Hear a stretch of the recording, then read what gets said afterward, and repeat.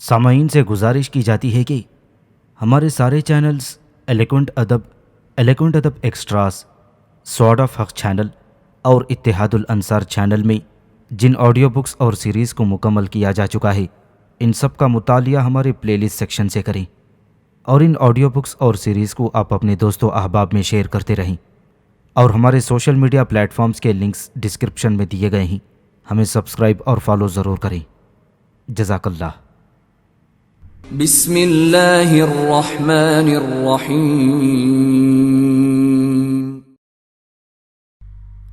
تاریخ اسلامی ہندوستان کی عظیم تاریخ کا مکمل خاکہ،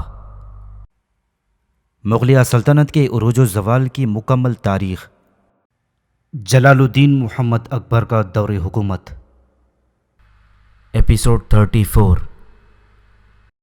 احمد نگر قلعے کی سیج میں فیصلہ کن شکست کے بعد مغل بہت مایوس ہو گئے تھے۔ وہ جنگ کے طول پکڑنے کے سبب بہت پریشان تھے۔ رسل و رسائل کی کمیابی روز بروز شدت اختیار کرتی جا رہی تھی، اور یہ خبریں زور پکڑ رہی تھیں کہ مخالفین کی متحدہ فوج جلد ہی آنے والی ہے۔ مدافعین بھی اس بات کے مشتاق تھے کہ معاملتاً فیصلہ ہو جائے، کیونکہ انہوں نے مغل فوج کو اچھی طرح پرکھ لیا تھا اور یہ سمجھ گئے تھے کہ قلعے کو فتح نہ کر سکنے کے باوجود ان کے وسائل بہت وسیع ہیں۔ اس کے علاوہ قلعے کے اندر بھی سامان رسد ختم ہو رہا تھا اور قحط و فاقہ قچی کا خطرہ تھا۔ چاند بی بی سلطانہ کو میاں منجھو کی نیت پر شک ہونے لگا تھا، جو گولکنڈہ اور بیجاپور سے فوجیں لے کر آ رہا تھا۔ چاند سلطانہ یہ نہ چاہتی تھی کہ ابراہیم شاہ کے بیٹے بہادر کا حق احمد نگر کے تخت پر کسی طرح خطرے میں پڑ جائے۔ آخرکار یہ بات چیت شروع ہو گئی۔ ویرار اور دولت آباد کے علاقۂ جات کی سپردگی کے سوال پر بحث ہونے لگی تھی۔ صادق خان اس کے لیے اڑا ہوا تھا۔ چاند بی بی پریشان تھی اور اس کے اپنے سفیر افضل خان کو لکھ بھیجا کہ حتی الامکان جلد از جلد صلح کی کوشش کرے، چونکہ اس کے سپاہی مزید تحمل نہ کر سکتے تھے۔ رسد کے نہ پہنچنے کے سبب فوج کے بیشتر حصے نے یہ فیصلہ کر لیا کہ قلعے کی دیوار سے کود کر مغلوں کے کیمپ میں چلے جائیں۔ آخرکار اعلیٰ مغل افسروں کو بیش قیمت تحائف، سیم و زر کی فراخ دلانہ تقسیم اور ویرار کے علاقے کی سپردگی کے وعدے پر فیصلہ ہو گیا۔ مغلوں نے دولت آباد کا مطالبہ ترک کر دیا اور 20 مارچ 1596 عیسوی کو بہادر کو مغل شہنشاہ کے زیر اقتدار احمد نگر کا حکمران تسلیم کر لیا گیا۔ مغلوں کی واپسی کے بعد محمد خان نے ساری طاقت اپنے ہاتھوں میں سمیٹ لی اور بہادر نظام شاہ احمد نگر کا نام نہاد بادشاہ تسلیم کر لیا گیا تھا، اور میاں منجھو اپنے امیدوار احمد کے حق کی برابر حمایت کرتا رہا۔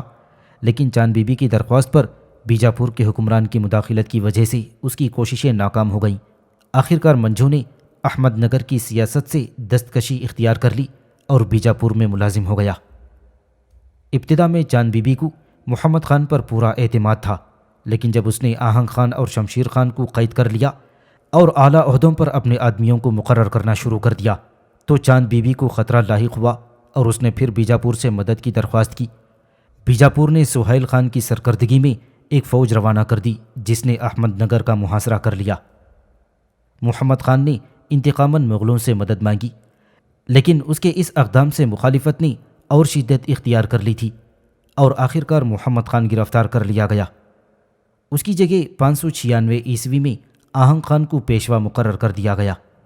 چاند بی بی اس انتظام سے مطمئن ہو گئی، لہذا بیجاپور کی فوج کو واپسی کا حکم دے دیا گیا۔ بیجاپور جنرل سہیل خان یہ چاہتا تھا کہ کسی قسم کی ہنگامہ آرائی ہو تو مغلوں سے شمشیر آزمائی کر سکے۔ احمد نگر کا نیا وزیر آہنگ خان بھی اس بات کا خواہاں تھا کہ مغلوں سے ویرار واپس مل جائے۔ چاند سلطانہ نے مغلوں کو بھڑکانے کی مخالفت کی، لیکن وہ اپنی کوششوں میں کامیاب نہ ہوئی۔ سہیل خان نے مغلوں کے خلاف یہ الزام تراش کر جھگڑے کا جواز پیدا کر لیا تھا کہ انہوں نے ان علاقوں پر قبضہ کرنے کی کوشش کی ہے جو صلح نامہ میں شامل نہیں ہیں۔ سہیل خان اس وقت تک احمد نگر میں رہا جب تک کہ اسے بیجاپور سے مغلوں کو باہر نکالنے کا حکم نہ مل گیا۔ گولکنڈے نے بھی مغلوں کے خلاف متحدہ محاذ پر شرکت کر لی اور ایک مشترکہ فوج جس میں تقریباً 60,000 سوار تھی مغلوں سے مقابلہ کرنے کے لیے چل دی۔ مغلوں کو بھی کچھ شکایات تھیں۔ نظام شاہی سرداروں نے ویرار کا علاقہ امن و آشتی کے ساتھ خالی نہ کیا تھا، بلکہ ان میں سے کچھ افسروں نے تو تقریباً 10,000 آدمیوں کی فوج مغلوں کو پریشان کرنے کے لیے تیار کر لی تھی۔ اس نازک موقع پر شہباز خان شہزادے کی اجازت کے بغیر مالوا چلا گیا تھا، جس کے سبب مغل فوج کمزور ہو گئی اور اس کے علاوہ افسروں کے درمیان اختلاف پیدا ہو گیا۔ جب شہزادے نے مخالفت کو زور پکڑتے دیکھا تو اس نے جنگی مجلس سے مشاورت طلب کی اور ان سے دریافت کیا کہ کیا روش اختیار کی جائے۔ آخرکار فیصلہ یہ ہوا کہ چاہے جو کچھ بھی ہو جائے میدان سے قدم نہ ہٹائیں۔ 20,000 پر مشتمل مغل فوج شاہ رخ مرزا اور خانہ خانہ کی سرکردگی اور راجہ علی خان کی مدد کے ساتھ دکن کی افواج سے مقابلہ کرنے کے لیے آگے بڑھی اور دریائے گوداوری کے جنوبی ساحل پر سونی پت میں ڈیرا ڈال دیا تھا۔ 5 فروری 1597 عیسوی کو اشٹی کے مقام پر جنگ ہوئی تھی۔ بیجاپور کی افواج نے مغلوں کے ہراول اور میسرہ دستوں کو تتر بتر کر دیا تھا۔ مغلوں کو جو زبردست نقصان ہوا اس میں خاندیش کے حکمران راجہ علی خان کی موت سب سے اہم تھی، لیکن مغل فوج کا قلب اور میمنہ اپنی جگہ پر جمے رہی اور آخرکار نظام شاہی اور قطب شاہی فوجوں کو پیچھے دھکیل دیا تھا۔ شام کے وقت فوجیں علیحدہ ہو گئیں اور دونوں طرف کے سپہ سالار یہ فیصلہ نہ کر سکی کہ صحیح حالت کیا ہے۔ پھر دوسرے دن پاؤ پھٹی تو خانہ خانہ یہ دیکھ کر سخت حیرت زدہ ہوا کہ سہیل خان کی فوج اس کی فوج سے 3-4 گنا فوج کی سرکردگی میں اس کے سامنے موجود ہے اور فتح کی امید سے اس کا چہرہ دمک رہا ہے۔ مغل مایوسی کی حالت میں جاں بازی سے لڑتے رہے اور ان کے مقابلے میں سہیل خان نے شاندار دلیری دکھائی۔ پھر سہیل بری طرح زخمی ہوا اور گھوڑے سے گر پڑا تھا۔ اس کے گرتے ہی بیجاپور کی فوج میں ابتری پھیل گئی اور سپاہی سہیل کو اٹھا کر بھاگ کھڑے ہوئے۔ مغل چونکہ تھک چکے تھے اس لیے انہوں نے بھاگتے ہوئے دشمن کا پیچھا کیا۔ شہزادہ مراد احمد نگر کی طرف بڑھنے کا خواہش مند تھا، لیکن خانہ خانہ نے موافقت نہ کی اور یہ تجویز پیش کی کہ مہم کو اگلے سال تک کے لیے ملتوی کر دیا جائے۔ کچھ عرصے بعد جنرل صادق خان جو مراد کا دست راست اور بہترین فوجی افسر تھا وہ فوت ہو گیا۔ صادق خان کی موت اور خانہ خانہ کی واپسی کی وجہ سے نظام شاہ نے مغلوں کے بیرونی چوکیوں پر دباؤ قائم کر رکھا تھا، لیکن اس کے باوجود مغلوں نے گوالی گھڑ، منکارا اور لوہار گھڑ کے قلعے اور پھر 1598 عیسوی میں ناسک پر بھی قبضہ کر لیا تھا۔ 4 فروری 1598 عیسوی کو عبداللہ خان جو کہ ازبکستان سے تھا، جس کے نام سے سارا وسط ایشیا کانپتا تھا، وہ فوت ہو گیا اور توران میں افراتفری پھیل گئی اور اس واقعے سے سرحد کے حالات بہتر ہو گئے۔ اس کے علاوہ اکبر نے کشمیر اور کابل سے قندھار، بلوچستان، مکران اور سندھ تک اپنی حالت کو استوار کر کے سرحدوں کو مستحکم بنا لیا تھا اور اب وہ اپنی توجہ دکن کی سیاست کی طرف مبذول کر سکتا تھا، جہاں کے حالات بڑے پراگندہ تھے۔ اکبر نے خانہ خانہ کو واپس بلوایا اور شہزادہ مراد کی واپسی سے پہلے ہی شہزادہ دانیال کو بھیج دیا تھا۔ اب اکبر نے اپنے سب سے زیادہ معتمد وفادار ابو الفضل کو دکن روانہ کر دیا تاکہ وہ مراد کو وہاں سے واپس بھیج دے، دکن کے معاملات کو اثر نو منظم کرے اور خود تحقیقات کرنے کے بعد حالات کی تفصیل سے اطلاع کرے۔ اسی دوران اس نے خود دکن کا دورہ کرنے کی تیاریاں شروع کر دیں۔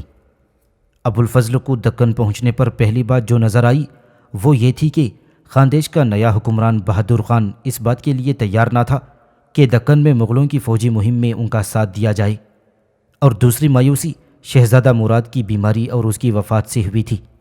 مراد کا لڑکا رستم نومبر 1598 عیسوی میں مر چکا تھا، جس کے سبب وہ ہمیشہ غمگین رہتا اور اس غم کو بھلانے کے لیے اس نے اندھا دھند شراب پینا شروع کر دیا تھا۔ کثرت شراب نوشی کے سبب اسے ضعف معدہ اور مرگی کے دورے پڑنے لگے تھے، لیکن مراد نے اپنی بیماری کی طرف کافی توجہ نہ دی اور شراب نوشی اور سیر و سیاحت کو جاری رکھا۔ جب اسے اس بات کا علم ہوا کہ اسے دکن سے واپس بلایا جا رہا ہے اور ابو الفضل اسے لے جانے کے لیے آ رہا ہے، تو وہ اپنی گرتی ہوئی صحت کے باوجود احمد نگر فتح کرنے میں دوبارہ منہمک ہو گیا تھا۔ ایکایک اس کی حالت خراب ہو گئی، مرگی کے دوروں نے شدت اختیار کی اور 2 مئی 1598 عیسوی کو جبکہ وہ دولت آباد سے ابھی 40 میل دور ہی تھا، بے ہوشی اور ہیزیانی کیفیت طاری ہو گئی اور وہ اسی حالت میں ختم ہو گیا۔ ان تمام باتوں کے باوجود کہ خاندیش کے نئے حکمران نے مدد دینے سے انکار کر دیا تھا، شہزادہ مراد کی موت واقع ہو گئی تھی۔ دکن میں مقیم پرانے افسروں نے خود غرضانہ کاہلی کا مظاہرہ کیا اور پھر روپیے کی بھی کمی تھی۔ ابو الفضل نے اپنا تن من دکن کی مہم میں لگا دیا تھا۔ اس کی تندہی اور لگن نے دوسرے افسروں کی ہمت بڑھائی اور وہ بھی اس کے گرد جمع ہو گئی تھی۔ ابو الفضل نے ناسک کے سوا اور دوسرے مقامات کے دفاع کا مناسب انتظام کیا جن پر مغل قابض ہو گئے تھے۔ اسی دوران ابو الفضل نے چاند بی بی سے خط و کتابت شروع کر دی اور قابل اطمینان جواب پایا۔ ابو الفضل خود بھی احمد نگر جانا چاہتا تھا، لیکن اسے خبر ملی کہ شمشیر خان ویرار میں داخل ہو گیا ہی اور شہزادہ دانیال جلد ہی آنے والا ہی، لہٰذا اس نے اپنی پیش قدمی روک دی۔ اس وقت مغل دو محاذوں پر سرگرم عمل تھی، ایک تو اسیر علی گڑھ کا معاملہ طول کھینچ رہا تھا اور دوسری طرف شہزادہ دانیال نے احمد نگر کے علاقوں میں فوجی کارروائی جاری رکھی۔ ان دنوں احمد نگر میں دو حکومتیں تھیں۔ قلعے میں چاند سلطانہ اپنے بھتیجے بہادر نظام شاہ کے نام پر حکومت کر رہی تھی۔ قلعے سے باہر آہنگ خان کی حکومت تھی۔ آہنگ خان نے قلعے پر قبضہ کرنا چاہا، لیکن اس کی کوشش بیکار ثابت ہوئی۔ چاند سلطانہ نے ابو الفضل سے خط و کتابت کے دوران یہ تجویز پیش کی کہ اگر اسے بٹیر پر قبضہ کرنے کی اجازت دے دی جائے تو وہ احمد نگر مغلوں کو سونپ دے گی، لیکن یہ معاہدہ اسی وقت نافذ ہو سکتا تھا جبکہ مغل آہنگ خان کی قوت کو توڑ کر اسے درمیان سے نہ ہٹا دیں۔ اب دانیال احمد نگر کی طرف بڑھتا چلا گیا۔ آہنگ خان نے اس کی پیش قدمی کو جے پور کوٹلے کے درے پر روکنے کی کوشش کی۔ شہزادے نے اس درے کو چھوڑ دیا اور دوسرے راستے سے آگے بڑھا۔ آہنگ خان احمد نگر لوٹ آیا اور اس نے چاند سلطانہ سے مصالحت کرنا چاہی، لیکن اس نے انکار کر دیا۔ آہنگ چنار کی طرف فرار ہو گیا۔ دانیال احمد نگر پہنچ گیا اور محاصرہ کر لیا۔ چاند سلطانہ کو قدرتاً اس بات میں شک تھا کہ احمد نگر کی فوج مغلوں کا کامیابی کے ساتھ مقابلہ کر سکے گی، خصوصاً اس حالت میں جبکہ اکبر بھی نزدیک آ چکا تھا۔ قلعہ کئی مہینے تک محصور رہا۔ چاند سلطانہ اس کے لیے تیار تھی کہ جو تجاویز اس نے ابو الفضل کے سامنے پیش کی تھیں ان کو مان لے، لیکن اس کے عمرہ صلح کے خلاف اور جنگ کے خواہاں تھے۔ چاند سلطانہ نے اس پریشانی کے عالم میں ایک خواجہ سرا حمید خان عرف چیتا سے ان تجاویز کے بارے میں مشورہ طلب کیا۔ چیتا خان نے زور زور سے سڑکوں پر اعلان کرنا شروع کر دیا کہ ملکہ مغلوں سے سازش کر رہی ہے۔ دکنی غضبناک ہو گئے اور بعض لوگوں نے چیتا خان کی سرکردگی میں ملکہ کے محل میں گھس کر اسے قتل کر دیا۔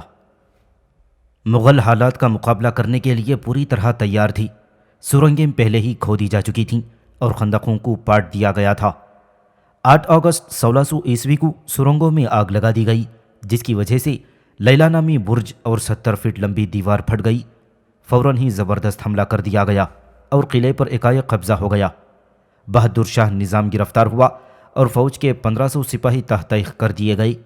مغلوں نے دارالسلطنت اور قلعے پر قبضہ کر لیا اور گولہ بارود کے علاوہ ایک عمدہ کتب خانہ بھی ان کے ہاتھ لگا تھا۔ احمد نگر کی فتح کے ساتھ ریاست کی طاقت بکھر گئی، تاہم مغلوں کی مخالفت جاری رہی۔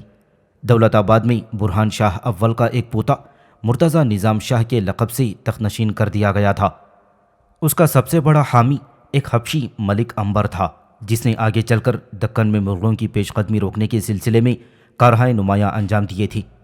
ملک عنبر کا حلقہ اثر مرتضیٰ دوم کی وفاداری کا دم بھرتا تھا اور ایک بااثر امیر شمار کیا جاتا تھا۔ ملک عنبر کا حلقہ اثر تلنگ کی سرحد سے چند میل دور بیٹر اور احمد نگر تک پھیلا ہوا تھا اور راجو کا اقتدار دولت آباد سے لے کر احمد نگر کے علاقے اور گجرات کی سرحد تک مانا جاتا تھا۔ عبد الرحیم خان خانہ یہ بات اچھی طرح جانتا تھا کہ یہ دونوں سردار آپس میں ایک دوسرے کی مدد نہ کریں گے، لہٰذا اس نے عنبر کے علاقے سے تلنگ کے بعض ضلعوں پر قبضہ کرنے کے لیے فوج روانہ کی۔ ملک عنبر نے جوابی کارروائی کی اور مغلوں سے بعض تھانے چھین لیے۔ مندیر کے قریب گھمسان کی لڑائی میں ملک عنبر زخمی ہو گیا، لیکن اس کے ساتھی اسے اپنے ہمراہ اٹھا لے گئے۔ عنبر نے تندرست ہونے کے بعد خانہ خانہ سے ملاقات کی اور مغلوں سے علاقے کے رد و بدل کے بارے میں فیصلہ کر لیا۔ اسیر گڑھ کا مشہور قلعہ ایک مضبوط اور ٹھوس چٹان پر سطح زمین سے تقریباً 100 فٹ کی بلندی پر واقع تھا اور مالی گڑھ اور کمر گڑھ کے قلعے اس کی حفاظت کرتے تھے۔ یہ قلعہ دکن کو جانے والی شاہراہ پر مسلط تھا۔ فیضی سرہندی کے بقول اس سے زیادہ مضبوط قلعے کا تصور محال تھا، یا یوں کہیے کہ اس سے زیادہ کسی قلعے میں توپ خانہ، جنگی ذخائر اور رسد کا فراہم کرنا ممکن نہ تھا۔ یہ قلعہ اگر کسی دوست حکومت کے پاس ہوتا تو اس سے دکن کی ریاستوں کو فتح کرنے کا کام لیا جا سکتا تھا اور یہی قلعہ دشمن کے ہاتھوں میں زبردست رکاوٹ بن سکتا تھا۔ راجہ علی خان سابق حکمران خاندیش شہنشاہ کا دوست تھا، لیکن اس کے لڑکے اور جانشین قدر خان بہادر شاہ کی نظریات کے بالکل مخالف تھے۔ دکن کی ریاستیں آپس کی لڑائیوں کے باوجود مغل سلطنت کی بڑھتی ہوئی طاقت کو تشویش کی نگاہ سے دیکھتی تھیں۔ راجہ علی خان کا برتاؤ، جو کہ شہنشاہ کا بہترین دوست سمجھا جاتا تھا، مشکوک تھا۔ یہ خیال کیا جاتا تھا کہ وہ دو طرفہ سیاست کا کھیل کھیل رہا ہے، لیکن راجہ علی نے مغلوں کی طرفداری میں جنگ کی تھی اور سونی پت کے مقام پر اس نے اپنی جان کی قربانی بھی دے دی، اور مغلوں نے اسے موجود نہ پا کر اور اس کی وفاداری سے لاعلمی پر اس پر غداری کا الزام عائد کر کے خاندیش کے کیمپ کو لوٹ لیا۔ جب انہیں حقیقت کا پتہ چلا تو سخت ندامت ہوئی اور معافی مانگی، لیکن جو نقصان ہونا تھا وہ تو ہو ہی گیا۔ خاندیش کے امراء اور بہادر خان پسر راجہ علی خان کو سخت غصہ آیا اور تعلقات خراب ہو گئی۔ بہادر خان کمزور اور عیاش تھا، لہٰذا اس بات کا بڑا امکان تھا کہ وہ اپنے امراء اور حمایتیوں کے بہکانے میں آ جائے۔ اس کے علاوہ غیر مفتوحہ ریاستوں کے امراء کسی دوسری ریاست کے تسلط و برتری کو قبول کرنے کے لیے تیار نہ تھے، لہٰذا وہ مغلوں کے اقتدار کو کیوں کر تسلیم کر لیتے۔ اکبر جب اجین پہنچا تو اسے خبر ملی کہ بہادر شاہ شہزادہ دانیال کی خدمت میں عرض احترام کے لیے حاضر نہ ہوا ہے، اور شہزادہ یہ چاہتا تھا کہ بہادر شاہ کے خلاف مہم بھیجی جائے۔ اکبر نے شہزادے کو حکم بھیجا کہ وہ فوراً احمد نگر روانہ ہو جائے اور بہادر کا معاملہ اس پر چھوڑ دے۔ بہادر کے پاس ایک کے بعد دیگرے 3 مرتبہ پیغام بھیجا گیا، لیکن اس نے ٹال مٹول کی اور حاضری کے ارادے کا کوئی اظہار نہ کیا۔ اس کی اس ضد نے اکبر کو ناراض کر دیا اور وہ اسیر گڑھ کے قلعے کا محاصرہ کرنے کے لیے برہان پور کی طرف بڑھ گیا تھا۔ بہادر نے اپنی ماں اور بیٹے کو شہنشاہ سے عذر خواہی کے لیے روانہ کیا، لیکن اکبر اس بات پر اڑا رہا کہ وہ خود حاضر ہو کر اطاعت کا اظہار کرے۔ رسد کی فراہمی میں مشکلات اور بھاری توپوں کی کمی کے باوجود قلعے کا محاصرہ جاری رکھا۔ اسی دوران بنگال میں شورش اور شہزادہ سلیم کے باغیانہ رویے کی خبر ملی، لیکن اکبر نے اس محاصرے کو چھوڑ کر آگرہ جانا منظور نہ کیا۔ احمد نگر کی فتح اور اکبر کے اس ارادے نے کہ محاصرے کے کام کو تیز تر کر دیا جائے بہادر کو پریشان تو کر دیا تھا، لیکن وہ اس عقیدے اور اطمینان پر جمع رہا کہ اسیر گڑھ کا قلعہ ناقابل تسخیر ہے۔ جب سپن کی پہاڑی اور مالی گڑھ کا قلعہ فتح ہو گیا اور کوڑی پہاڑ پر مغلوں نے قبضہ کر لیا تو اسیر گڑھ کے قلعے کا بیرونی استحکام ختم ہو گیا اور اب قلعہ بلا روک ٹوک ایک مؤثر حملے کا نشانہ بن سکتا تھا۔ ایک طرف تو مغلوں کی حالت مضبوط ہو گئی، جس کے سبب محاصرہ خطرناک حد تک تنگ تر ہو گیا تھا، اور دوسری طرف قلعے کے اندرونی حالات بد سے بدتر ہوتے گئے۔ بہادر خان کے امراء کے نظریات میں اختلاف تھا اور پسترین قسم کے کمینے ساتھی اس پر پورا اثر جمائے ہوئے تھے۔ سپاہیوں کی تنخواہیں ادا نہ کی گئی تھیں اور سامان رسد سڑنے لگا تھا۔ ادھر پناہ گزینوں اور جانوروں کی ایک بڑی تعداد قلعے میں گھس آئی اور صفائی کا انتظام درہم برہم ہو گیا، جس کا نتیجہ یہ ہوا کہ ایک خاص قسم کی بیماری قلعے میں پھیل گئی تھی۔ یہ بیماری اگرچہ مہلک نہ تھی، تاہم جو بھی اس مرض کا شکار ہوتا اس کا نچلا دھڑ مفلوج ہو جاتا اور بینائی خراب ہو جاتی۔ لوگ اس طویل محاصرے اور روز بروز بگڑتے ہوئے حالات کے سبب گھبرا اٹھے اور بہادر شاہ کا ساتھ دینا ایک احمقانہ عمل معلوم ہونے لگا۔ مغلوں نے مدافعین کے حوصلے کو پامال کرنے کے لیے اپنی سیاست اور مال و دولت کی بازی لگا دی۔ دکن کی ریاستوں نے بھی انہی ہتھیاروں کو مفید طور پر مغلوں کے خلاف استعمال کیا تھا، اور اب مغل اسی ڈھنگ سے ان سے انتقام لے رہے تھے۔ ان تمام عناصر نے مل کر مقاومت کو کمزور بنا دیا تھا۔ آخرکار ایک سازش وجود میں آئی کہ بہادر کو مغلوں کے حوالے کر کے صلح کر لی جائے۔ بہادر کو اس بات کا پتہ چل گیا۔ اس نے افسروں کی مجلس مشاورت طلب کی اور دریافت کیا کہ موجودہ حالات کے مقابلے کے لیے کیا کارروائی کی جائے۔ آخرکار یہ فیصلہ قرار پایا کہ اگر اکبر قلعہ اور ریاست اس کے قبضے میں رہنے دے اور فوجیوں کی زندگی اور رعایا کی جان و مال اور آبرو کی ضمانت دے دے تو وہ اطاعت کر لے گا۔ یہ تجاویز سعادت خان کے ذریعے شہنشاہ کی خدمت میں بھیجی گئیں، لیکن وہ جا کر مغلوں سے مل گیا تھا۔ بہرحال اکبر نے رامداس کو صحیح حالات کا پتہ لگانے کے لیے روانہ کیا۔ رامداس مقرب خان کے ہمراہ لوٹ آیا۔ مقرب خان یاقوت کا لڑکا اور بہادر کا معتمد امیر تھا۔ اس نے ساری شرائط اکبر کے سامنے رسمی طور پر پیش کر دیں۔ ایسا معلوم ہوتا ہے کہ اکبر نے اور تو سب شرائط منظور کر لیں، لیکن قلعہ سپرد کرنے پر بضد ہوا۔ اب بہادر کے عمرا نے یہ مشورہ دیا کہ قلعہ سپرد کر دے اور خود بھی شہنشاہ کی خدمت میں حاضر ہو جائے، لیکن قلعے کا حاکم یاقوت اس تجویز کے سخت خلاف تھا۔ مقرب خان نے کسی نہ کسی طرح بہادر کو قلعے سے باہر آنے پر تیار کر لیا تھا، اور بہادر کی عرضی کے مطابق خان اعظم نے دربار تک اس کی آؤ بھگت کی۔ جب بہادر نے اکبر کے سامنے احترامات پیش کر دیے تو اسے فرید بخاری کی نگرانی میں دے دیا گیا۔ یہ بات پوری طرح واضح نہیں کہ آیا مقرب خان نے سارے حالات بہادر سے صحیح طور پر بیان کر دیے تھے یا نہیں۔ بہادر نے قلعے کو سپرد کرنے کے بارے میں کوئی دستاویز تحریر نہ کی، اور اس بات کو اس کی دوروئی اور اکبر کو فریب دینے کے ارادے پر محمول کیا جاتا ہے۔ زیادہ امکان اس امر کا ہے کہ اسے شہنشاہ کے اس ارادے کے بارے میں کہ وہ قلعے کو حاصل کرنا چاہتا ہے بتایا ہی نہ گیا ہو۔ بہادر کو مجبور کیا گیا کہ وہ یاقوت کو لکھ بھیجے کہ قلعہ مغلوں کے سپرد کر دیا جائے۔ جب مقرب خان نے بہادر کا یہ فرمان یاقوت کو دے دیا تو اس نے مقرب کو سخت سست کہا اور اپنے آقا کو قید کرا کر قلعہ دشمنوں کے سپرد کر دینے پر بڑی لعن طعن کی۔ جب مقرب خان کو احساس ہوا کہ اس کے ہاتھوں سے بادشاہ، شہنشاہ اور اپنے باپ مقرب خان تینوں کا اعتماد جاتا رہا ہی تو اسے سخت صدمہ ہوا، اور اس کے ضمیر نے اسے اتنی ملامت کی کہ خنجر مار کر خود کو ہلاک کر دیا۔ ملک یاقوت نے قلعے میں مقیم بعض شہزادوں کو اس پر آمادہ کرنا چاہا کہ وہ تاج پہن لیں اور مغلوں سے جنگ جاری رکھیں، لیکن اس بھاری ذمہ داری کو اٹھانے کے لیے کوئی تیار نہ ہوا، اور نہ عمرہ میں سے کسی نے اس بات کی حمایت کی، کیونکہ وہ مصیبت آزمائی کی مدت کو مزید طول دینا نہ چاہتے تھے۔ ملک یاقوت کے بے انتہا مایوسی کی حالت میں حب الوطنی کے جذبے سے سرشار ہو کر خودکشی کر لی تھی۔ اس کی موت کے ساتھ ہی قلعے کو سپرد کرنے میں جو رکاوٹ باقی تھی وہ بھی ختم ہو گئی، اور 16 سے 18 جنوری 1601 عیسوی کو ابو الفضل کے لڑکے عبد الرحمن کو قلعے کی چابیاں سونپ دی گئیں۔ بہادر اور اس کے خاندان کو گوالیار بھیج دیا گیا، اور اس طرح فاروقی خاندان کا خاتمہ ہو گیا، اور اکبر نے خاندیش کو داندیش کے نام سے اپنی سلطنت میں شامل کر لیا۔ بعض مورخین نے اکبر پر اس معاملے میں، جس کے نتیجے میں اسیر گڑھ کے قلعے پر قبضہ ہوا اور بہادر گرفتار کر لیا گیا تھا، فریب دہی کا الزام عائد کیا ہے۔ یہ بات ناقابل یقین ہے کہ بہادر خان نے خود کو جان بوجھ کر محض قید کیے جانے کے لیے سپرد کیا ہو۔ اسی طرح یہ بات بھی ناقابل یقین ہے کہ وہ اکبر کے پاس صرف اس لیے گیا تھا کہ اکبر نے اسے ملاقات کے لیے بلایا تھا اور اپنی سر کی قسم کھا کر یہ کہا تھا کہ بہادر کو ملاقات کے بعد صحیح سالم واپس جانے دیا جائے گا۔ اگر بہادر کی صورتحال اتنی ہی مضبوط ہوتی جتنی کہ جیسوٹ پادریوں نے تحریر کی ہے، تو پھر اس بات کی کیا ضرورت تھی کہ وہ اپنی جان خطرے میں ڈالتا۔ اس کے علاوہ اکبر اور بہادر کے درمیان اصل جھگڑا تو بہادر کے ذاتی طور پر اکبر کے سامنے حاضر ہونے اور اسیر گڑھ کو سپرد کرنے کا تھا۔ لہٰذا یہ بات سمجھنا مشکل ہے کہ بہادر نے کامیاب مقاومت کے بعد ایکایک یہ فیصلہ کیوں کر لیا تھا کہ وہ خود کو سپرد کر دے۔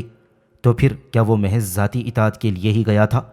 اگر اس نے اپنی مرضی سے اطاعت قبول کی تھی تو پھر اسیر گڑھ کا قلعہ سونپنے سے انکار کیوں کیا تھا؟ کیا اکبر نے اسے یہ بتایا تھا کہ اگر وہ اپنی اطاعت کا اظہار کر دے تو اسیر گڑھ کے قلعے کا مطالبہ معاف کر دیا جائے گا؟ اکبر اس فوجی مفاد سے کیوں ہاتھ دھو بیٹھتا جسے اس نے مہینوں کی زحمت کے بعد حاصل کیا تھا؟ یہ درست ہے کہ سلیم نے بغاوت کر دی تھی، لیکن دکن کی افواج کی قیادت دانیال کو سونپی جا سکتی تھی، جس نے حال ہی میں احمد نگر کا قلعہ فتح کیا تھا اور اس بات کا خواہش مند تھا کہ بہادر کی گستاخی پر جو اس نے خود حاضر نہ ہو کر کی تھی قرار واقعی سزا دے دی جائے۔ اس سے قبل کہ اکبر کے خلاف کوئی فیصلہ کیا جا سکے، مندرجہ بالا سوالات کا حل لازمی ہے۔ بہرحال اس بات کا امکان موجود ہے کہ مقرب خان نے یا تو جنگ ختم کرانے کے لیے یا پھر شہنشاہ کو خوش کرنے کے لیے بعض حقائق کو بہادر سے مخفی رکھا، اور ان میں خاص طور سے اسیر گڑھ کے قلعے کا مسئلہ تھا جسے حاصل کرنے کے لیے اکبر بضد تھا۔ چنانچہ یہ بات فرض کر لینا حق بجانب معلوم ہوتا ہے، اور اس بات کی وضاحت بھی ہو جاتی ہے کہ بہادر کو کس بات پر تعجب ہوا اور اس نے قلعے کو سپرد کرنے کے لیے کسی تحریر کے دینے سے انکار کیوں کر دیا تھا۔ اس بات سے اس امر کی بھی وضاحت ہو جاتی ہے کہ مقرب کے باپ نے اس پر غداری کا الزام کیوں لگایا، اکبر کیوں ناراض ہوا اور مقرب کی موت کی کیا وجوہات تھیں۔ اگر بہادر نے قلعہ اپنی مرضی سے حوالے کر دیا ہوتا تو اکبر اس کے ساتھ بہتر سے بہتر سلوک کرتا، لیکن اس کے انکار نے حالات کو بدل دیا تھا، اور بجائے اس کے کہ بہادر کے ساتھ مہمانوں کا سا سلوک کیا جائے، اس کے ساتھ دشمنوں کا رویہ برتا گیا تھا اور اسے گوالیار بھیج دیا گیا۔ احمد نگر اور اسیر گڑھ کے قلعوں کو فتح کرنے کے بعد دکن کا راستہ صاف ہو گیا تھا اور مغلوں کی جڑیں مضبوط ہو گئیں۔ وہ دکن کی باقی ماندہ ریاستوں کے مقابلے میں اپنی سیاست اور فوجی طاقت کو زیادہ مؤثر طریقے پر استعمال کر سکتے تھے۔ اکبر کا سب سے بڑا لڑکا سلیم بڑے ارمانوں اور دعاؤں کے بعد پیدا ہوا تھا۔ اکبر نے اسے فراغ دلی اور ذوق نفاست کی تعلیم دلائی تھی اور اسے بہت سی امیدیں وابستہ کر رکھی تھیں، لیکن اکبر کو سلیم کی راحت پسند عادتوں، شراب نوشی اور اپنے گرد جمع کیے ہوئے دوستوں سے دل بستگی کے سبب بہت مایوسی ہوئی تھی۔ آہستہ آہستہ باپ بیٹے کے درمیان تعلقات کشیدہ ہو گئی۔ 1991 عیسوی میں، بلکہ اس سے کچھ قبل، اکبر کھلے طور پر اپنے بیٹے سے ناخوش ہو گیا، اور اگر تھوڑا بہت بھروسہ اکبر کو باقی رہ گیا تھا تو وہ بھی جاتا رہا، اور اس نے سلیم کو شاہی احکامات نظر انداز کرنے پر سخت باز پرس کی۔ 1591 عیسوی میں اکبر پر قولنج کا شدید حملہ ہوا، جس کے متعلق کہا جاتا ہے کہ یہ مرض اس وجہ سے لاحق ہوا تھا کہ سلیم نے خفیہ طور پر اکبر کو زہر دلوایا تھا۔ شہزادہ روز بروز اپنے فرائض سے لاپرواہ ہوتا گیا۔ اس نے 1596 عیسوی میں ماوراؤن نہر کی طرف ایک فوجی مہم کی قیادت سے انکار کر دیا، اور پھر 1598 عیسوی میں دکن جانے کو بھی تیار نہ ہوا۔ اس نے اتنی دور دراز جگہوں پر جانا اس لیے مناسب نہ سمجھا کہ مبادا اس کی عدم موجودگی اس کے مفاد کے لیے نقصان دہ ثابت ہو جائے۔ لیکن شہزادے کی ان نافرمانیوں کے باوجود اکبر کے دل میں اس کے لیے ایک نرم گوشہ موجود تھا، چنانچہ اس نے بیٹے کے خلاف کوئی شدید اقدام نہ کیا۔ پھر اکبر نے سلیم کو میواڑ کو دوبارہ فتح کرنے کے لیے مامور کیا اور خود دکن کی طرف روانہ ہو گیا۔ سلیم اجمیر نہ گیا اور بیکار وقت ضائع کرتا رہا۔ وہ بجائے اس کے کہ فوجی مہمات میں دلچسپی لے، کثرت مے نوشی میں مصروف ہو گیا، جو کہ اکبر کے سارے لڑکوں کی ہلاکت کا باعث بنی تھی۔ نتیجہ یہ ہوا کہ اسے اپنے ہوش و حواس پر قابو نہ رہا اور اپنے نالائق ساتھیوں کے کہنے سے بہک جاتا۔ ان لوگوں نے اسے بھڑکایا کہ شہنشاہ کی عدم موجودگی کا فائدہ اٹھائی، میواڑ کی بے فائدہ اور بیکار مہم کو ختم کر دی اور اپنی طاقت کسی بہتر اور مفید تر مہم میں لگائی۔ ان لوگوں میں اس بات پر اختلاف پیدا ہو گیا کہ وہ پنجاب جائے یا مشرقی صوبوں کی طرف قدم اٹھائی۔ اسے ہر صورت میں آگرہ جانا ضروری تھا تاکہ وہاں سے مال و دولت اور دوسرے وسائل جو کچھ بھی مل سکیں ان پر قبضہ کر لی۔ اس کی خوش قسمتی سے ایک بہت ہی کامیاب اور مالدار امیر شہناز خان تقریباً 1 کروڑ روپے کی جائیداد چھوڑ کر انتقال کر گیا۔ سلیم نے جہاں تک ہو سکا اس کے مال و دولت پر قبضہ کر لیا اور آگرہ کی طرف، جو کہ قلی خان کے اختیار میں تھا، روانہ ہو گیا تھا۔ شہزادے کا بڑے احترام کے ساتھ استقبال کیا گیا، لیکن قلی خان نے کسی قسم کی مدد دینے سے انکار کر دیا۔ اس وقت شہزادہ طاقت کے استعمال کے لیے تیار نہ تھا، چنانچہ اس نے مان سنگھ کے کہنے پر جولائی 1599 عیسوی میں دریائے جمنا کو عبور کیا اور بنگال کی حدود تک اپنا تسلط قائم کر لیا۔ اس نے الہ آباد کو اپنا مرکز بنایا اور کالپی، جونپور اور بہار میں اپنے صوبے دار مقرر کر دیے، اور بہار کے خزانے کو، کہ جس میں 30 لاکھ روپیہ تھا، اپنے قبضے میں کر لیا۔ اکبر سلیم کی حرکات کی اطلاع پا کر قدرتاً پریشان ہوا۔ اس نے شریف کو شہزادے کے پاس روانہ کیا تاکہ اسے تنبیہ کر کے دوبارہ اطاعت پر راضی کرے، لیکن شریف خود شہزادے سے جا ملا۔ اب اکبر نے یہ فیصلہ کیا کہ خود ہی جلد از جلد آگرہ پہنچے، چنانچہ وہ 21 اپریل 1601 عیسوی کو برہان پور سے روانہ ہو گیا۔ دارالسلطنت پہنچنے کے کچھ دنوں کے بعد اسے اطلاع ملی تھی کہ سلیم 30,000 سواروں کی سرکردگی میں باپ کی خدمت میں احترام بجا لانے کے بہانے راستے میں ملک کو لوٹتا ہوا غارت کرتا آگرہ کی طرف چلا آ رہا ہے۔ اس پر شہنشاہ نے سلیم کو ایک سخت خط روانہ کیا اور یہ لکھا کہ اگر وہ حقیقتاً باپ سے ملنا چاہتا ہے تو وہ تنہا آئے، ورنہ الہ آباد واپس چلا جائے۔ سلیم الہ آباد واپس ہو گیا۔ بنگال اور اڑیسہ کے صوبے اسے دے دیے گئے اور اسے یہ کہہ دیا گیا تھا کہ وہ ان پر قبضہ حاصل کرنے کے لیے اپنے آدمیوں کو بھیج دے۔ شہزادے نے اس تجویز کی طرف توجہ نہ دی، وہ الہ آباد میں ہی مقیم رہا اور اس نے اپنے نام کے سکے جاری کر دیے۔ اکبر ان باتوں سے برہم نہ ہوا اور نہ ہی فوری طور پر کوئی آویزش شروع کر دی۔ اس کی کئی وجوہات تھیں۔ اول تو یہ کہ اکبر کو اپنے بیٹے سے محبت تھی، دوسرے یہ کہ بنگال میں افغانوں اور شمالی پنجاب میں راجہ باسو کی بغاوتیں ابھی پوری طرح دبائی نہ جا سکی تھیں، اور ان کے علاوہ اکبر کو اپنی قوت پر پورا بھروسہ تھا اور وہ سلیم کو خوب پہچانتا تھا، چنانچہ اس نے یہی مناسب سمجھا کہ معاملے کو وقت کے ہاتھوں سونپ دے جو سلیم کو خود ہی راہ راست پر لے آئے گا۔ شہنشاہ نے ابوالفضل کو دکن سے واپس بلانا ہی بہتر سمجھا، چونکہ شہزادہ کھلم کھلا بغاوت پر کمر بستہ تھا، لہٰذا اکبر نے یہی مناسب سمجھا کہ ابوالفضل کو، جس نے اپنی لیاقت و اطاعت سے وفاداری کا حق ادا کر دیا تھا، دربار میں واپس بلا لیا جائے تاکہ اس کی عقل و فہم سے بیشتر فائدہ اٹھایا جا سکے۔ ابوالفضل حکم ملتے ہی آگرہ کی طرف روانہ ہو گیا اور تیزی سے منزلیں طے کرنے لگا۔ شہزادہ سلیم کو جب ابوالفضل کی واپسی کا علم ہوا تو اسے بہت تشویش ہوئی اور اسے راستے سے ہٹانے کا فیصلہ کر لیا، اور اس کام کے لیے سلیم نے ایک بندیلا سردار بیر سنگھ دیو کو حاصل کر لیا۔ جب ابوالفضل سرونج پہنچا تو اس کے ساتھی تیزی سے سفر کرنے کی وجہ سے تھک چکے تھے۔ مقامی افسر گوپال داس نے یہ مشورہ دیا کہ وہ اپنے آدمیوں کو وہیں چھوڑ کر تازہ دم سپاہیوں کو، جن کو گوپال نے بھرتی کیا تھا، اپنے ساتھ لے جائے۔ ابوالفضل کو بھی اس بات کا علم ہو گیا کہ بیر سنگھ دیو کی نیت خراب ہے، تاہم اس نے گوپال داس کا مشورہ قبول کر لیا اور اپنے بہترین ساتھیوں کو چھوڑ کر آگے بڑھا۔ ابوالفضل ہر قسم کے خطرے کے باوجود بغیر پرواہ کیے آگے بڑھتا رہا، یہاں تک کہ 8 اگست 1602 عیسوی کو سرائے بار اور انتری کے درمیان اسے گھیر لیا گیا۔ بیر سنگھ دیو اس بات پر رضامند ہو گیا کہ اس کی جان بچا کر جانے دے، لیکن ابوالفضل نے سخت کلامی کی اور جبار خان نے غصے میں بھر کر بیر سنگھ پر حملہ کر دیا۔ جبار مارا گیا اور ابوالفضل کا سر قلم کر کے سلیم کے پاس بھیج دیا گیا۔ ابوالفضل کے قتل کی خبر شہنشاہ کو جب ملی تو صدمے سے اس کا برا حال ہو گیا اور وہ کچھ عرصے کے لیے تو اپنے حواس کھو بیٹھا۔ وہ رونے اور سینہ کو بھی کرنے لگا۔ کئی دن بعد اس کی حالت درست ہوئی۔ اس نے بیر سنگھ دیو کا پیچھا کرنے اور اسے سزا دینے کا حکم صادر کیا۔ بیر سنگھ کا ایک جگہ سے دوسری جگہ تعاقب کیا گیا، لیکن وہ اپنی جنگلی پناہ گاہوں میں چھپتا پھرا اور ہاتھ نہ لگا۔ اکبر قدرتاً سلیم سے بھی ناراض ہو گیا تھا۔ اپنی ماں اور گلبدن بیگم کے کہنے سننے سے آخرکار شہنشاہ کا غصہ کم ہوا اور اس نے اس بات کی اجازت دے دی کہ سلطان سلیمہ بیگم کو بھیجا جائے تاکہ وہ سلیم کو اس بات پر راضی کرے کہ وہ اپنے طور طریق درست کر لے۔ سلطان سلیمہ بیگم کی مہم کامیاب رہی اور سلیم نے شہنشاہ سے رسمی طور پر معافی کی درخواست کی۔ وہ سلیمہ کے ساتھ فتح پور آیا اور باپ کے قدموں پر سر رکھ دیا۔ شہنشاہ اس کے ساتھ مہربانی سے پیش آیا اور اس کا خوف دور کرنے کے لیے اور اسے مطمئن کرنے کے لیے اپنی پگڑی اس کے سر پر رکھی اور اس طرح اس کے جانشین ہونے کا اعلان کر دیا۔ 1603 عیسوی میں ایک مرتبہ پھر سلیم کو میواڑ کے زیر کرنے کے لیے مقرر کر دیا گیا۔ وہ فتح پور گیا اور وہاں پہنچ کر یہ عذر پیش کیا کہ سپاہیوں اور ساز و سامان کی کمی کے سبب وہ اس مہم پر نہیں جا سکتا، اور یہ درخواست کی کہ اسے اپنی جاگیر پر واپس جانے کی اجازت دے دی جائے۔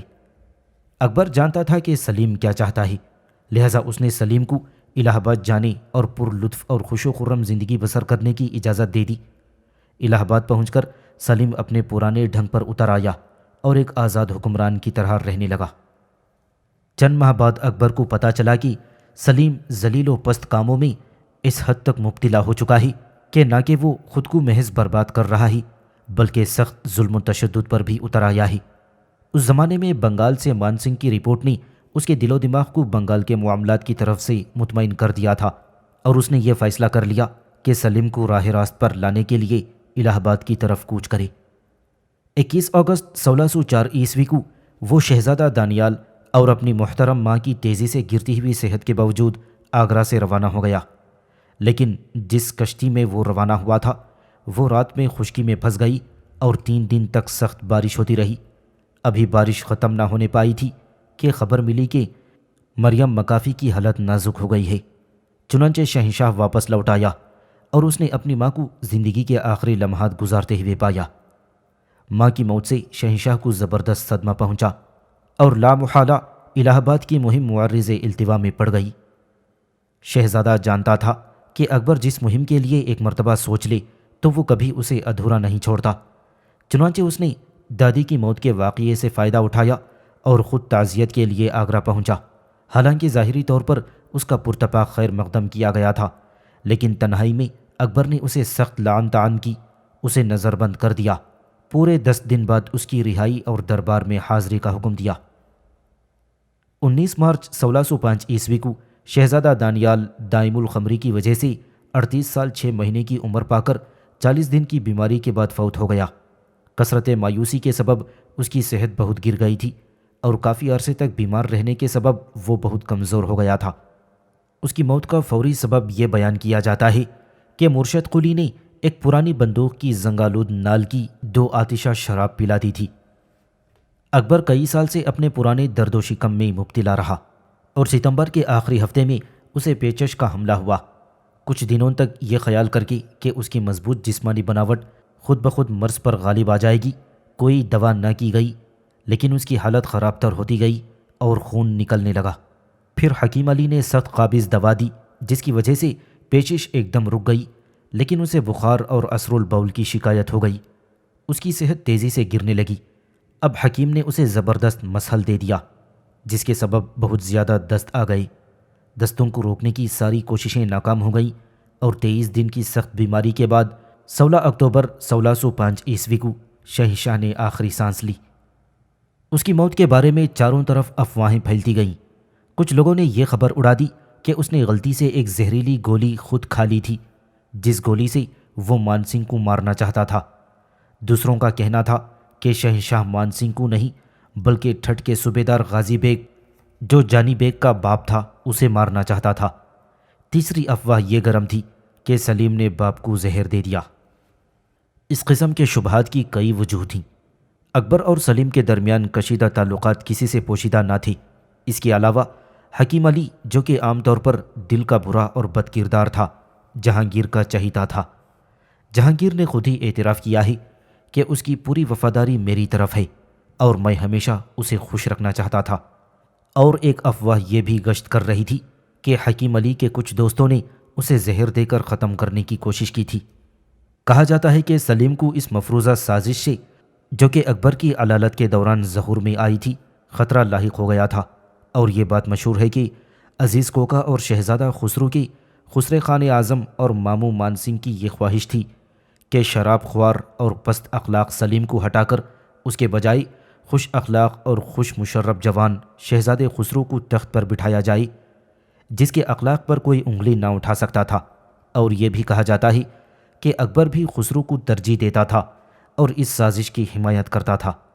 سازشیوں نے یہ منصوبہ بنایا کہ جب سلیم باپ کے پاس ادائے احترام کو آئی تو اسے گرفتار کر لیا جائے، لیکن سلیم کو بروقت ضیاء الملک قزوینی کے ذریعے اس سازش کی اطلاع مل گئی اور وہ شہنشاہ کے پاس نہ گیا۔ اب راجہ اور خان اعظم نے امراء کی مجلس سے مشاورت طلب کی اور ان سے جانشینی کے بارے میں مشورہ لیا۔ ملک خیر اور سعید خان چغتائی نے یہ کہہ کر اس موضوع کی شدید مخالفت کی کہ باپ کی حیات میں اس کے بیٹے کا جانشین مقرر کیا جانا چغتائی تاتاریوں کی رسم و آئین کے خلاف ہے اور ایسا ہرگز نہ ہو سکے گا۔ چنانچہ یہ مجلس درہم برہم ہو گئی۔ اس کے بعد مرتضی خان اور المعروف بشیخ فرید بخاری نے سادات بارہ اور سلیم کے دوسرے ساتھیوں مثلاً رکن الدین روہیلا، معتمد خان اور مرزا شریف کو جمع کر لیا۔ ان لوگوں نے شہزادے سے رجوع کیا اور اس سے وعدہ لیا کہ وہ اسلام کی حفاظت کرے گا اور خسرو کے حامیوں سے انتقام نہ لے گا۔ تب سلیم کے شہنشاہ ہونے کا اعلان کر کے نقارے بجا کر خوشی کا اظہار کرنے لگے۔ ان لوگوں کی حفاظت میں سلیم آخری مرتبہ اپنے باپ کی جو کہ موت سے ہم آغوش ہو رہا تھا دیکھنے گیا تھا۔ اب شہنشاہ اکبر کی زبان بند ہو چکی تھی لیکن حواس بجا تھی۔ شہنشاہ نے پیش خدمتوں کو اشارہ کیا کہ اس کی پگڑی سلیم کے سر پر رکھیں اور اس کا خنجر اس کی کمر پر باندھ دیا جائے۔ اس کے بعد شہنشاہ نے آنکھیں موند لیں اور سکون کے ساتھ 16 اکتوبر 1605 عیسوی کو ملک الموت کو لبیک کہا تھا۔ اگلے روز صبح اسلامی آئین کے مطابق نعش کو غسل دیا گیا اور سکندریہ لے جایا گیا۔ اکبر تاریخ ہند کا سب سے بڑا بادشاہ تھا۔ وہ بیک وقت اپنے زمانے کی پیداوار اور اس کا جنم داتا بھی تھا۔ اکبر کو جن مسائل کا سامنا کرنا پڑا وہ ان مسائل کے مقابلے میں جو چندرگپت، اشوک یا گپتا بادشاہوں کو لاحق ہوئے تھے بہت پیچیدہ اور مشکل تھی۔ وہ ایک غیر ملکی ترک اور مسلمان تھا۔ اسے مختلف انواع فرقے کے لوگوں نے مثلاً ہندوستانیوں کو جن میں ہندو اور نو مسلم شامل تھے، ترکوں، مغلوں اور ایرانیوں کے ساتھ سابقہ پڑا تھا اور آگے چل کر اسے عیسائیوں سے بھی نمٹنا پڑا تھا۔ اکبر نے اپنی خداداد بصیرت، تجربات اور میل جول کے سبب ایسے بنیادی اصول مرتب کیے تھے جو اس کے اعمال کے محرک ہوئے۔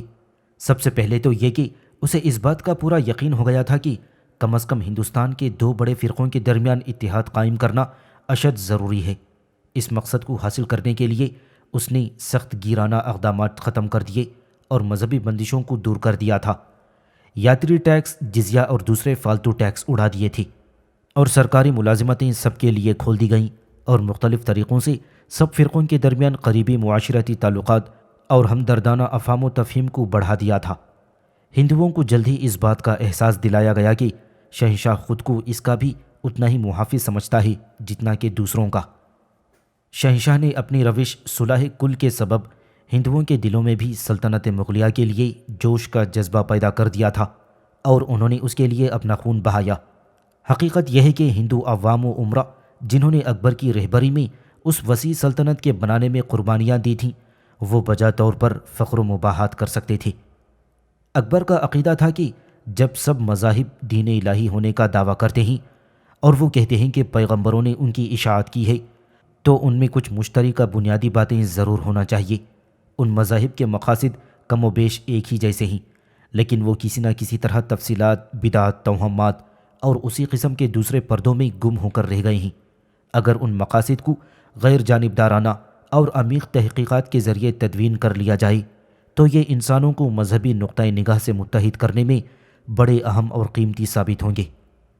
اکبر نے اپنی تحقیقات بلا روک ٹوک جاری رکھی، اور کبھی کبھی تو اسے یہ محسوس ہوتا کہ اس نے تقریباً ان حقائق کو پا لیا ہی۔ اسے خدا پر بے حد بھروسہ اور اعتقاد تھا، اور وہ ہمیشہ ہر معاملے میں اس کی رہنمائی کی دعا کرتا۔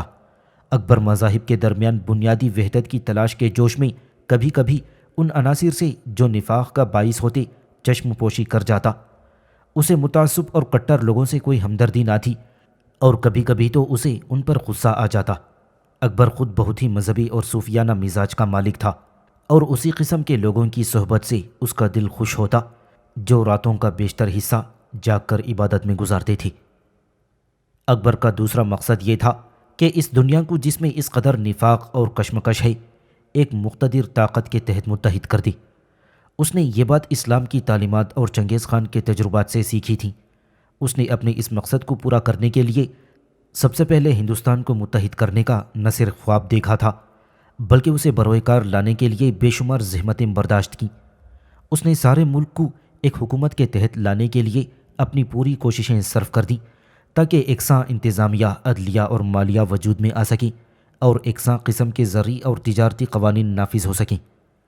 اگر دکن کی ریاستیں اس کے منصوبے کو اچھی طرح سمجھ لیتیں اور اس کا ساتھ دے سکتیں تو شاید ہندوستان ایشیا اور یورپ دونوں براعظموں کا سب سے زیادہ مضبوط اور مالدار ملک بن جاتا، اور اس کی تاریخ بھی مختلف ہوتی۔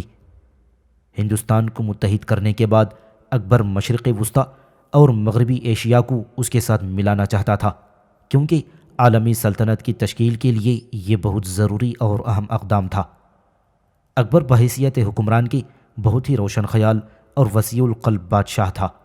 اس کا عقیدہ تھا کہ بادشاہت اللہ تعالیٰ کی تفویض فرمائی ہوئی ایک زبردست ذمہ داری ہے، اور بادشاہ کا ہر فعل ایک قسم کی عبادت اور خدا کے حضور میں نیاز و پیشکش کی حیثیت رکھتا ہے۔ نتیجہ یہ ہوتا کہ وہ امور مملکت کے انجام دینے میں بہت احتیاط اور غور و فکر سے کام لیتا۔ وہ کسی نہ کسی طرح حکومت کے سارے کاموں کا تفصیل سے مطالعہ کرتا، اور اس طرح امور انتظامیہ پر اس کا پورا قابو تھا۔ اگر حالات کا تقاضا ہوتا تو وہ کام کرنے کی غیر معمولی صلاحیت، تحمل، فوری فیصلہ اور صورت عمل کا مظاہرہ کرتا، اور وہ کسی کام میں خوب غور و خوض اور باقاعدہ تیاریوں کے بغیر ہاتھ نہ ڈالتا۔ وہ ایک مرتبہ جو بھی فیصلہ کر لیتا تو اسے عزم بالجزم کے ساتھ انجام دیتا، اور اس کی پرواہ نہ کرتا کہ اس میں کتنا وقت صرف ہوگا اور کتنی زحمت اٹھانی پڑے گی۔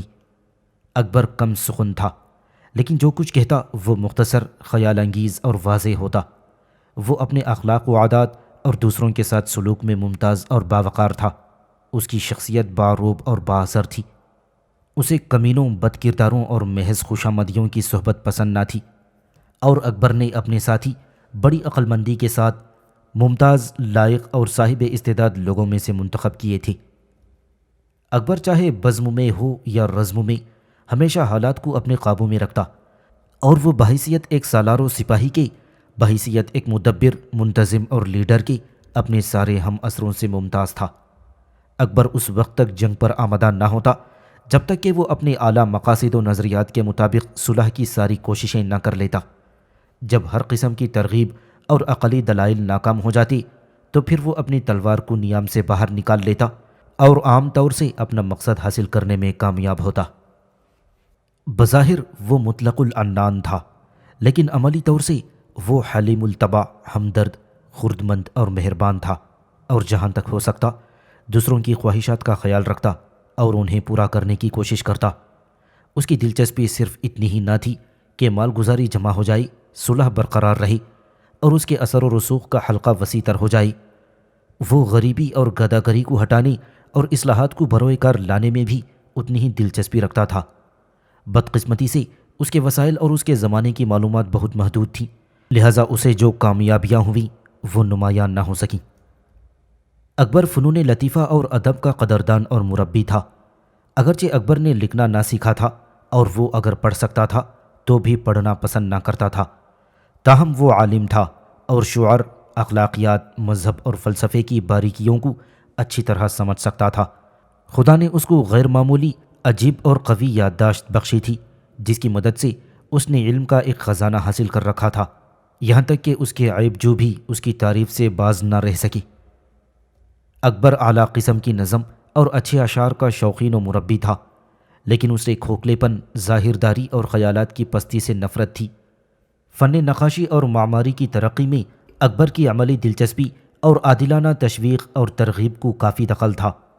وہ صوتی اور آلاتی دونوں قسم کی کلاسیکی موسیقی کا دل دادا تھا اور لائق موسیقاروں اور ہنرمندوں کی سرپرستی کرتا۔ وہ شاید اسلامی عقائد اور خیالات کی وجہ سے فن مجسمہ سازی کی حوصلہ افزائی نہ کر سکا، لیکن اس کے عہد میں پتھروں اور آرائشی نقش و نگار نے قابل توجہ ترقی کی تھی۔ اکبر اگرچہ اپنی جوانی میں ورزش، کھیلوں، شراب اور ایسے کارناموں کا دل دادا تھا جن میں بہادری اور جرأت کا مظاہرہ ہو، لیکن جوں جوں وہ بڑا ہوتا گیا اس میں وقار اور سنجیدگی آتی گئی۔ اکبر کی عادات سادہ اور معتدل تھی۔ وہ اپنے آخری ایام میں بتدریج تارک الدنیا ہو گیا تھا۔ وہ کم کھاتا، گاہ گاہ تھوڑی سی شراب پیتا اور بہت کم مقدار میں افیون کھاتا۔ اس میں ایرانیوں یا ترکوں کی طرح جنسی مصائب نہ تھی اور نہ عورت اس کی کمزوری تھی۔ اس کی زندگی اور خیالات صاف ستھرے تھے۔ وہ سب کی سنتا لیکن اپنے فیصلے کے مطابق عمل کرتا۔ باوجود یہ کہ اکبر کا نشانہ بہت ہی عمدہ تھا، لیکن اس نے عملاً وسیع پیمانے پر شکار کرنا بند کر دیا تھا۔ اس کے دل میں اپنی اقربا کے لیے بہت جگہ تھی اور جہاں تک ہو سکتا وہ ان کی کوتاہیوں سے چشم پوشی کرتا۔ وہ اپنے بڑوں کا، خاص طور پر عورتوں کا بڑا احترام کرتا۔ اکبر ان لوگوں کی درخواستوں کو رد کرنا سخت ناپسند کرتا۔ اس کا رویہ ایسا تھا کہ لوگ اس کے جذبات سے ناجائز فائدہ نہ اٹھائیں۔ یہی وجہ تھی کہ وہ امور سلطنت میں عورتوں کے زیر اثر نہ رہا۔ اسے اپنے بچوں اور ان کی اولاد سے بہت محبت تھی۔ اس میں شک نہیں کہ اس نے انہیں عمدہ تعلیم دلائی، لیکن بظاہر اس نے ان کو اس بات کی آزادی دے رکھی تھی کہ وہ اپنی مرضی کے مطابق رہیں، جس کے سبب اسے آخر میں سخت مایوسی، خجالت اور دل شکنی کا سامنا کرنا پڑا تھا۔ ان سب باتوں سے بلا خوف و تردید یہ نتیجہ اخذ کیا جا سکتا ہے کہ اکبر دنیا کے بزرگ ترین بادشاہوں میں سے ایک تھا۔